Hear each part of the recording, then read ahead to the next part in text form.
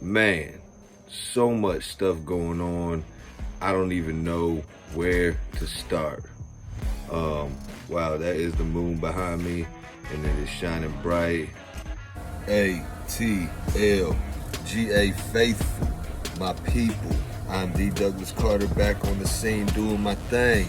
And I just want to say I appreciate you and the work that you do. Now, I was trying to, take a couple days off, enjoy the weather out here, enjoy the beach, enjoy the ocean. And what happens is I get bombarded with all this Julio Jones nonsense. Just wanted to get on here and chop it up with y'all real quick. Julio Jones, man, something smelling fishy, and I don't think it's just the fact that I'm at the beach, you know what I'm saying, and getting that fresh salt water, breeze. Something just ain't right, Where do we start? Now, I'm like, so Julio, you want to leave now. So you're done with Atlanta. I still think Shannon Sharp kind of did him dirty, didn't let him know he was live right away. But Julio probably knew if Uncle Shan or whatever is calling him, he's probably live. And he just said he was out of here. Kind of, did the okey doke, kind of duped Julio, I think, but maybe not. Maybe Julio knew what was going on the whole time. Maybe it was planned. When Shannon Sharp finally did tell Julio he was live, I kind of felt a slight change in his voice and demeanor. So maybe he didn't know. But by doing that, saying I'm out of there, talking about Atlanta, he hurt our trade value, and he really kind of hurt his own value, because now everybody knows he just wants out. I'm not going to jump too high, too low, because no trade has been made yet, but it don't look good. It looks, obvious that he's going to be gone, and I'm hoping it could be a thing where, it opens up the offense. Matt Ryan doesn't feel the need to force it to Julio or anything like that, and it brings up the question, has Julio really been hurt this long, or is he just not wanting to play for the Falcons? So, are they going to pay him much more?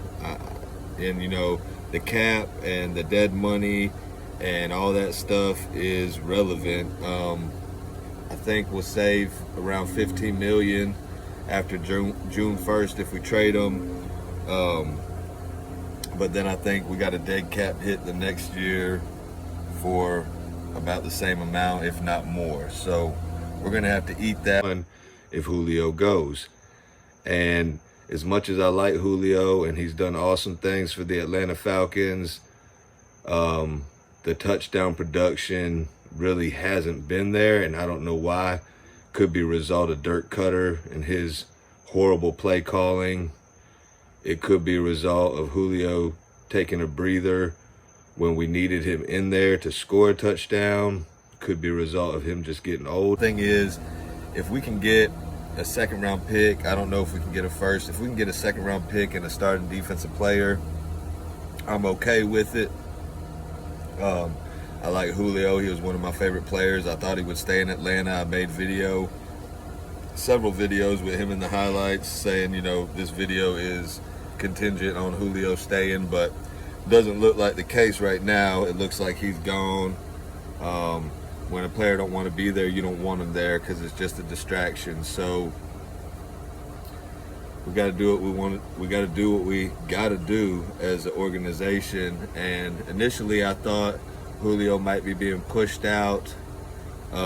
Maybe something was said, his feelings was hurt, and he decided he wanted out. But they say before the draft even started that he was requesting the trade. So whether it was Arthur Smith coming in saying he wants everybody to practice and Julio was like, no, I'm not on that practice stuff anymore, or it was, the nightlife and people he's hanging out with. I know Migos is a rap group that he likes to hang out with and is close with, and Quavo, one of the head runners for the group, pretty much thinks Matt Ryan's trash. So maybe after a couple years, that talk kind of got in Julio's head. We know how T.I. also feels about Matt Ryan, and I don't know if Julio chills with T.I. I don't know what he does, but I know as a Falcons fan, we always saw Julio in a certain light, like, you know, he wasn't a diva. He was just about his business, and he went out and performed. But as we grow older, you know, our opinions change of people around us and of ourselves. So maybe, you know, he just thinks he doesn't have to practice, and he thinks he is the organization. It kind of diva-ish way this whole thing was broke and released. He's like, our opinions change. So Julio, you know, might be a different person than what we think. I do like the way Arthur Smith, our head coach, is handling it.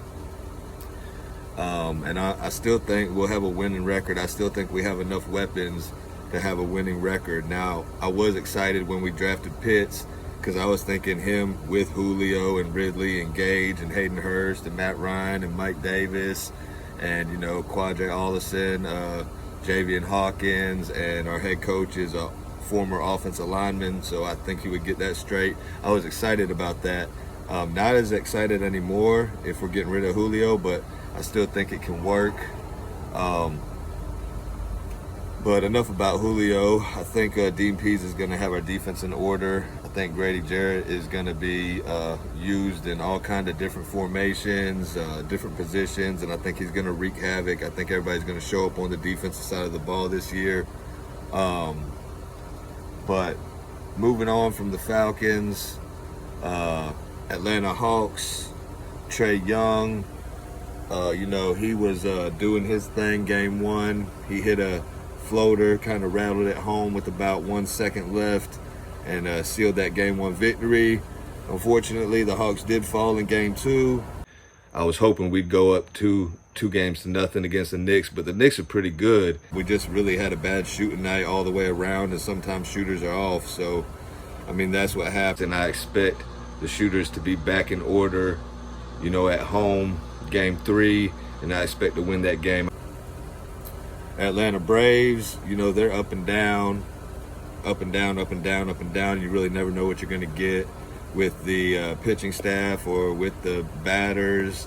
But they're hovering around 500, so hopefully they'll get themselves right and go on a good winning streak. They did beat the Pirates a couple days ago, like 20-1. I think they had 2 grand slams in the same game.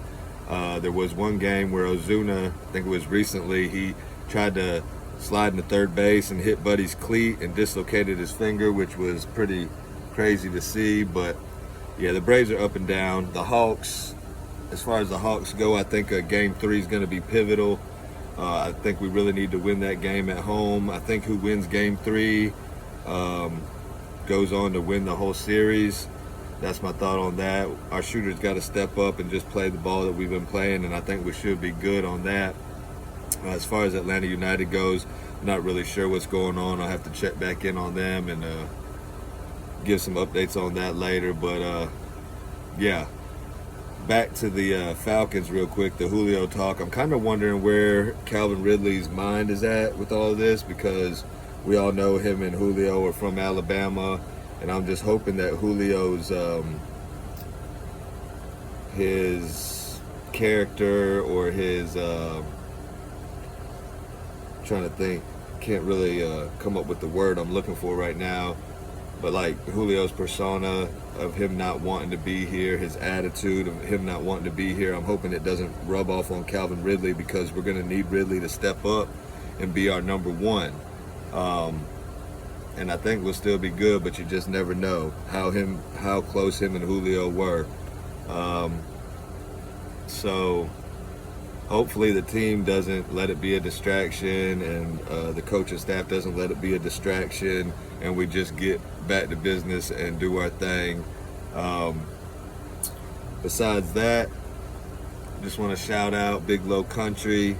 If y'all like live streams and chats, Big Low Country is a good chat, a good stream to get on, talking about Falcons, Hawks, Smitty Smith Sports Machine, or Smitty Sports Machine. He always has like late breaking news on the Falcons and all the Atlanta sports teams. Fila podcast, Forever I Love Atlanta.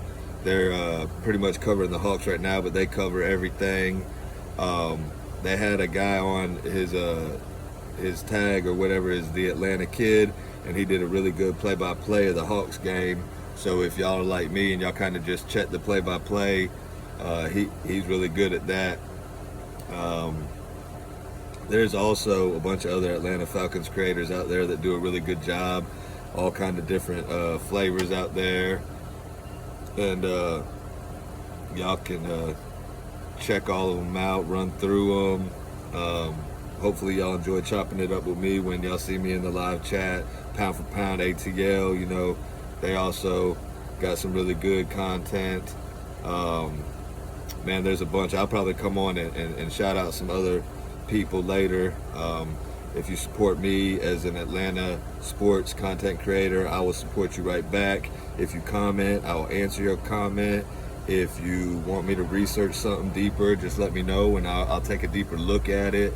But I'm just, you know, just a real Atlanta fan. I just want all our teams to win. I don't get attached to the players that much. Yeah, I have my favorites, but we know all this is a business, so they come and go. I just want leadership. I want people who want to be here. I want people who want to win and bring us some championships. So with that being said, I'm just going to say thank God works, and I hope you have a blessed rest of your day or night. One.